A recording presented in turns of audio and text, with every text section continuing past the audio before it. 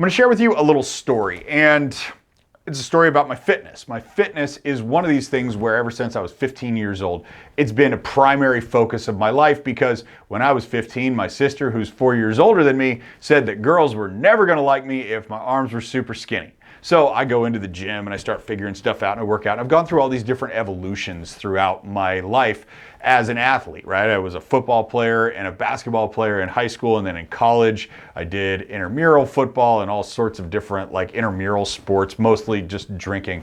And then as I got out of college, I started doing endurance sports. So I'd run long distances, I did Spartan races, Tough Mudders, like a bunch of these things that would have you out running for a really long time. And one, I got super bored of that. Two, my body started breaking down because of all the pounding that was going on in those long runs. And three, my wife did not want me to go out and run in the mountains for like 8 hours on a weekend day. So I had to find something new. That brought me to CrossFit. And that was a spot that I found probably about 4 years ago. CrossFit's the primary workout that I do. I go there 5 days a week, 5 o'clock in the morning, because it's great just to get it done and have it be over with. If you're not familiar with CrossFit, it's kind of like Olympic weightlifting mixed with gymnastics. That's the best way that I can describe it to somebody that doesn't know and hasn't done it before. So it's Olympic weightlifting mixed with gymnastics, and that means that there's an entire new skill set that I had to come up with. No longer was it about simply being strong, because I was already there. No longer was it about being able to run a really long way, because, well, I'd given that up. This was about skill set. And one of the things that bugged me to death when I first got into doing these types of classes was that there were people who weren't as strong as me that were able to destroy me in a workout. And that was primarily because there were a couple moves that I could never do. In the Olympic weightlifting space, one of those moves still to this day is called a snatch. And the hardest part about a snatch for me, being 43 years old and not having stretched a whole lot in my life, is that you've got to move every single joint. So it's your ankles, it's your knees, it's your hips, it's your shoulders, it's your elbows, it's your wrists. Every single joint in your body needs to move and be mobile in order to do this. And essentially I'll try to describe a snatch to you as best as I can. You can always look up videos on it if you want to see exactly what it looks like, but you take an Olympic barbell, like a big barbell, and you take it from the ground and you lift it up, and then you basically smash it off your hips, and then all of a sudden it lands where you're holding it over your head with your arms straight out. And oh, by the way, you're also squatting as if you were taking a shit in a third world country.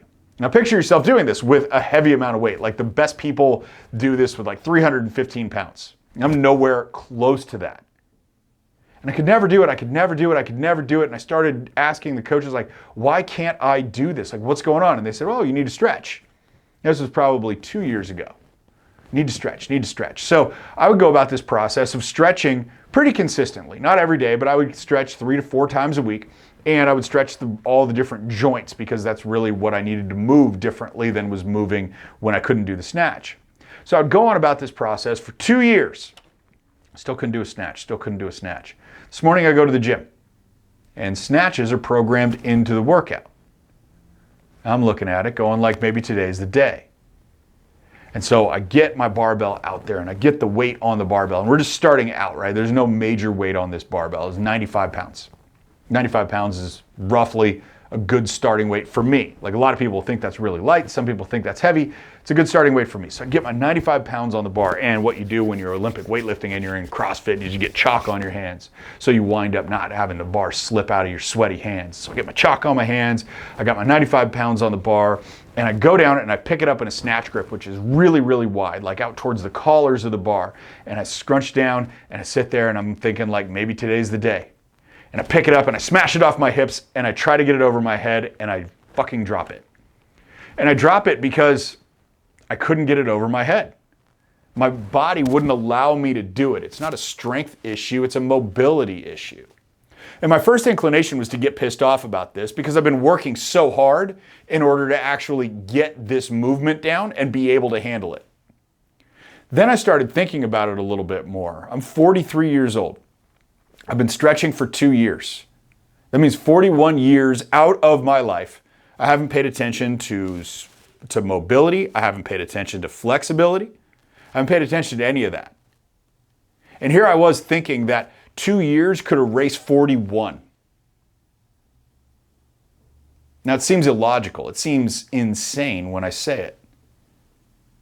But how many times in your life and how many times in my own life have I done this to myself where I expect a little bit of a work to erase a great body of no work?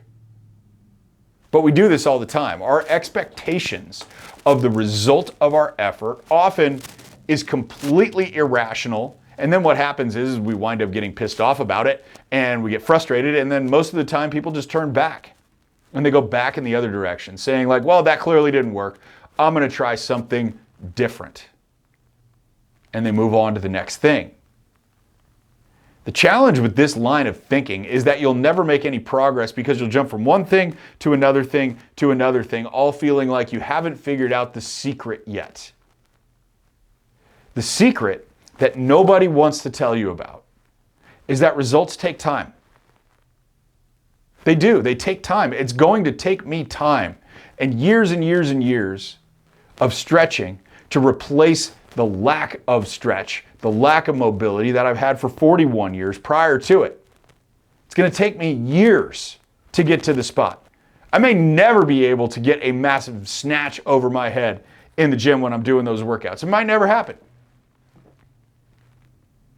My expectation of what I should be able to do based on the work that I've put in for a very short period of time is what's crazy and irrational. So take a look at this. Take a look at in your current life, the things that you do on a daily basis. And this could be something in body. This could be something in business. This could be something in balance in your relationships. Where is it that you've done some work? You've recognized that there was a problem and you've done some work to fix it. Maybe let's say you've been consistent at doing that work, but the results still aren't there. And you're questioning, why are these results not showing up? Why am I not getting what I feel like I'm owed, what I should be getting because I'm doing the work? How long have you been doing the work versus how long have you been ignoring the work? Everybody's looking for a magic bullet. Everybody's looking for one thing that they can do for 10 minutes without any discomfort to get the massive result that they've been looking for years. But my friend, that's not how the universe works. It isn't.